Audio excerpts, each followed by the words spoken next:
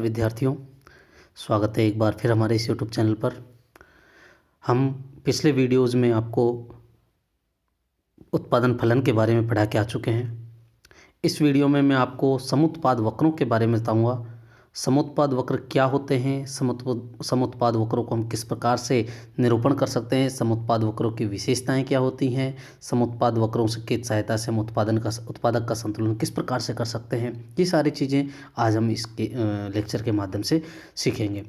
विद्यार्थियों, हम पुराने अध्याय में पढ़ के आ चुके हैं कि एक परिवर्तनशील साधन होता है, बाकी सभी साधन जो हैं स्थिर होते हैं, और एक परिवर्तनशील साधन की सहायता से हम किस प्रकार से उत्पादन में वृद्धि कर सकते हैं, ये चीज़ें हम पढ़ के आए हैं। और हमारा जो उत्पादन फलन था वो था y = फंक्शन ऑफ KL, जो कि आपके सामने इस पेज में दिखाई दे रहा है। y = function of KL, y जहाँ पर उत्पादन को बता रहा है और L जो है श्रम को, K जो है पूंजी की मात्रा को बता रहा है। विद्यार्थियों, इस स्थिति में आप ये देखेंगे कि जो उत्पादन है श्रम और पूंजी के मध्य होने वाले तकनीकी संबंध की व्याख्या कर रहा है और तकनीकी संबंध को प्रकट कर रहा है। जो समुत्पाद वक्र होता है वो भी इसी प्रकार से होता है, लेकिन इसमें क्या होगा विद्यार्थियों, दोनों ही साधन परिवर्तनशील हो सकते हैं। दोनों साधनों को एक दूसरे के स्थान पर प्रतिस्थापित किया जा सकता है, और प्रतिस्थापन इस प्रकार से किया जाता है कि एक साधन की मात्रा में वृद्धि करेंगे, दूसरे साधन की मात्रा में कमी होगी। तो इस प्रकार से दोनों साधन हैं जो सब्स्टिट्यूट हैं, एक दूसरे में परिवर्तनशील हो सकते हैं। आप यहाँ पर देखेंगे, इसकी परिभाषा पढ़ेंगे तो ये रही इसकी परिभाषा, इसको पढ़िएगा अच्छे से, आपको पता चल जाएगा। ये बता रहा है कि समुत्पाद वक्र एक तकनीकी संबंध है जो ये प्रकट करता है कि साधनों को उत्पादन में किस प्रकार परिवर्तित किया जाता है। यह एक कुशलता संबंध है जो साधनों की एक दी हुई मात्रा के प्रयोग के फलस्वरूप उत्पादन की अधिकतम मात्रा को प्रकट करता है। देखिए, आइसोक्वांट क्या है? आइसोक्वांट दो शब्दों को बता रहा है, आइसो QUANT, आइसोक्वांट बोले तो आइसो बराबर होता है इक्वल, और क्वांट मीन्स होता है क्वांटिटी।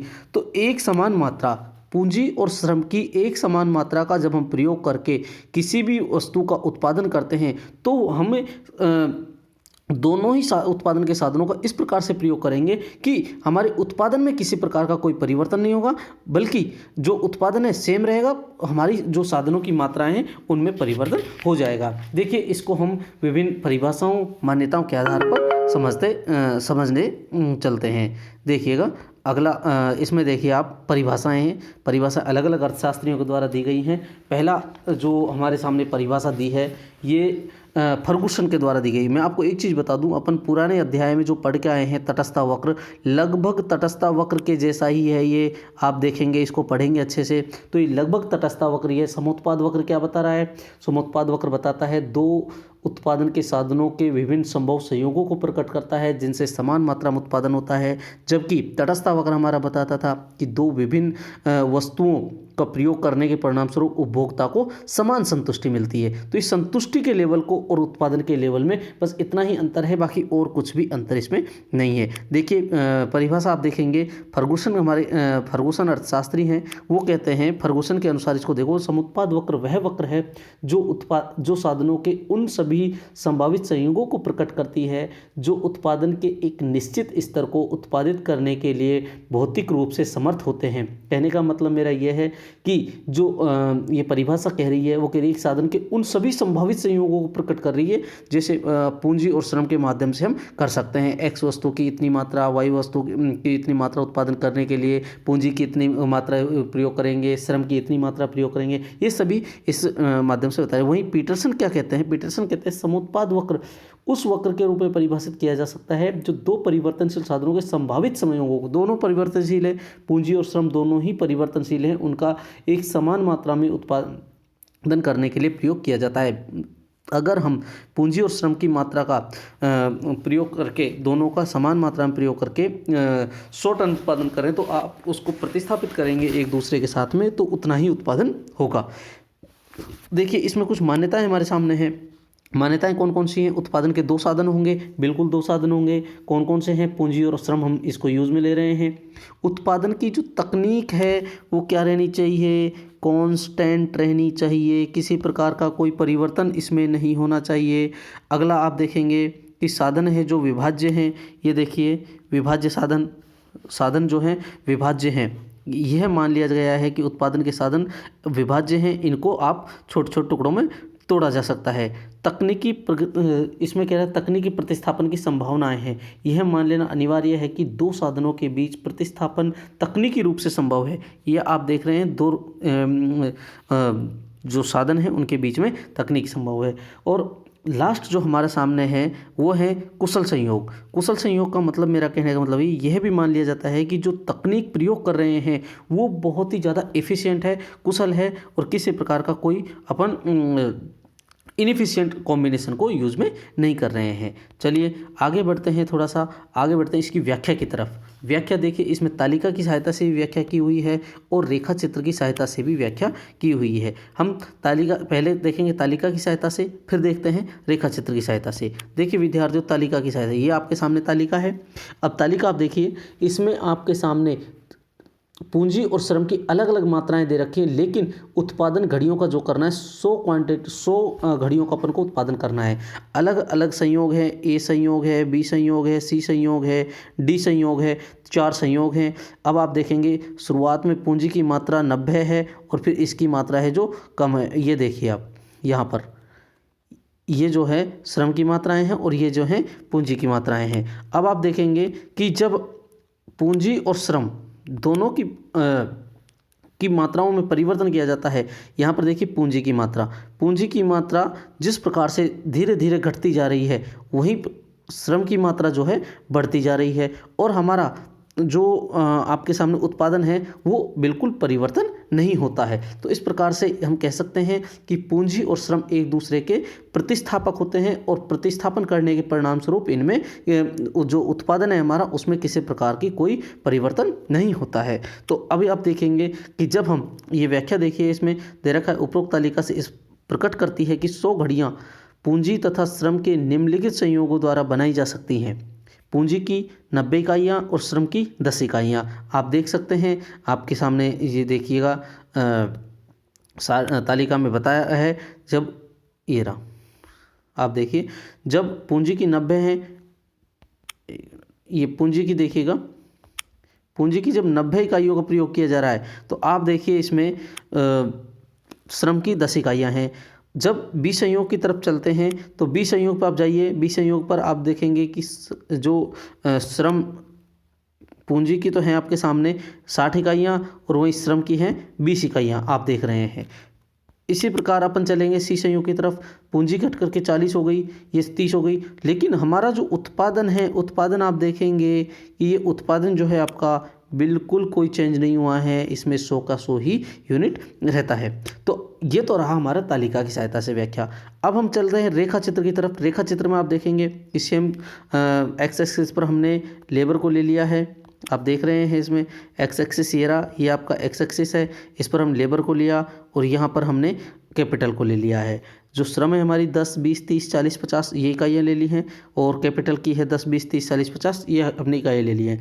आप देखेंगे ए संयोग 90 और 10 के बीच में है, तो ये हमारा ए संयोग है, फिर बी संयोग, सी संयोग, डी संयोग, इस प्रकार से धीरे धीरे ये जो है अपना एक वस्तु की मात्रा बढ़ती जा रही है, दूसरे की घटती जा रही है। तो इस प्रकार इनको जो मिलाने से जो हमें वक्र प्राप्त हुआ, आप देख रहे हैं जो हमारे सामने वक्र प्राप्त होगा वो वक्र होगा तटस्था वक्र, और तटस्था वक्र आपके सामने ये रहा। तो इस प्रकार से हम कह सकते हैं कि जब समान उत्पाद वक्र है, विभिन्न जो उत्पादन के जो साधन है हमारे सामने, उनकी अलग अलग इकाइयों का प्रयोग करने के परिणाम स्वरूप जो हमें उत्पादन प्राप्त हो रहा है उसे हम समुत्पाद वक्र कहेंगे।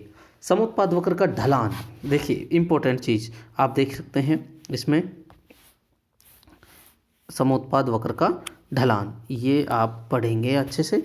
समुत्पाद वक्र का ढलान अथवा तकनीकी प्रतिस्थापन की दर। समुत्पाद वक्र का ढलान एक साधन की दूसरे साधन के लिए प्रतिस्थापन की दर होती है। विद्यार्थियों अच्छे से देखिएगा, समुत्पाद वक्र का ढाल है जो एक साधन की दूसरे साधन के लिए प्रतिस्थापन की दर है। मतलब किस दर पर आप एक साधन के स्थान पर दूसरे को प्रतिस्थापित कर रहे हो, यह बतलाना कि उत्पादन को स्थिर रखते हुए एक साधन का दूसरे के लिए प्रतिस्थापन किया जाता है। समुत्पाद वक्र का ढलान द्वारा हमें एक साधन श्रम का दूसरे साधन पूंजी के लिए प्रतिस्थापन की तकनीकी संभावना के बारे में सूचना प्राप्त होती है, और इसी कारण से समुत्पाद वक्र के ढाल को हम क्या कहते हैं, तकनीकी प्रतिस्थापन की दर, MRTS। आप देखिएगा MRTS, आप यहाँ पर देखिए तकनीकी प्रतिस्थापन की दर कहा जाता है MRTS, marginal rate of technical substitution. Simple भाषा में कहूँ तो साधन y के लिए साधन x की तकनीकी प्रतिस्थापन की दर जो है वह दर है जिसमें उत्पादन के स्तर को स्थिर रखते हुए y का x के लिए प्रतिस्थापन किया जाता है। मतलब y को हम x की जगह चेंज कर सकते हैं। तो MRTS आपके इसमें आप देख सकते हैं, इसको पूरा पढ़िएगा, आपको समझ में आ जाएगा। तकनीकी प्रतिस्थापन की दर वह की सीमांत दर वह दर है जिस पर एक साधन का दूसरे साधन के लिए प्रतिस्थापन किया जाता है जबकि उत्पादन स्थिर रहता है। इसको अपन विस्तार से पढ़ेंगे तो MRTS अपने सामने जो है MRTS बराबर delta K upon delta L निकलेगा, और इसको अपन अच्छी तरह से डेरिवेशन दे रखा है पूरा का पूरा, ये सारा अपन को देखना है। अब आप देखेंगे कि समुत्पाद मानचित्र क्या होता है। जिस प्रकार से हमने तटस्थ वक्र मानचित्र पढ़ा था, तटस्थ मानचित्र होता है, उसी प्रकार से हमारे सामने समुत्पाद मानचित्र होता है। समुत्पाद मानचित्र एक ऐसा मानचित्र होता है जिसमें विभिन्न समुत्पाद वक्रों को दर्शाया गया है। मतलब हम कह सकते हैं कि समुत्पाद वक्रों के एक समूह को समुत्पाद मानचित्र कहा जाता है, जिसमें अलग अलग समुत्पाद वक्र उत्पादन की अलग अलग स्थिति को प्रकट करते हैं। इसमें यह भी हम कह सकते हैं कि जो ऊंचा समुत्पाद वक्र होता है वो है जो उत्पादन के अधिक स्तर को बताता है, और नीचा समुत्पाद वक्र है जो उत्पादन के कम स्तर को बताता है। इसमें आप देख सकते हैं रेखा चित्र में, ये Q1 है, Q1 जो है 100 यूनिट को बता रहा है, लेकिन Q3 है जो 300 यूनिट को बता रहा है। तो जैसे जैसे हम ऊपर की ओर बढ़ते जाएंगे वैसे वैसे ही हमारा उत्पादन का स्तर बढ़ता जाएगा, और जैसे जैसे हम नीचे की ओर बढ़ते जाएंगे वैसे वैसे हमारा उत्पादन का स्तर घटता जाएगा। तो ये तो रहा हमारा समुत्पाद मानचित्र। समुत्पाद वक्रों की जो विशेषताएं होती हैं वो क्या होती हैं, अब देखिएगा। पहली विशेषता है समुत्पाद वक्र का ढाल ऊपर से नीचे की ओर होता है, डाउनवर्ड स्लोप होता है। मतलब इस तरह से, ये हम डायग्राम इस तरह से बनाऊँ मैं, तो ऊपर से नीचे की ओर घटता हुआ होता है। तो इस प्रकार के से हमारा ये पहली विशेषता है कि जो समुत्पाद वक्र हैं जो नीचे की ओर ढाल वाले होते हैं। दूसरी विशेषता जो हमारे सामने आती है वो होती है कि दो समुत्पाद वक्र एक दूसरे को कभी काट नहीं सकते। दो समुत्पाद वक्र हैं जो एक दूसरे को नहीं काटते हैं, लेकिन यहाँ पर काटते हुए बता रखा है। मैंने पहले तटस्थ वक्र की स्थिति में भी आपको समझाया था। देखिए मैं आपको एक डायग्राम बना के समझाता हूँ इस चीज़ का कि कैसे नहीं काट सकते। ये सपोज करो आपके सामने दो तटस्थ वक्र हैं, एक ये है, एक ये है। ये हम IQ1 और इसको हम IQ2 ले लीजिए। अब देखिए ये इस B बिंदु पर काट रहे हैं एक दूसरे को। एक बिंदु यहाँ पर ले लीजिए, एक बिंदु यहाँ पर ले लीजिए। ये जो है एक सेम तटस्थ वक्र पर हैं ये वाले बिंदु, लेकिन ये बिंदु हैं जो अलग तटस्थ वक्र पर हैं।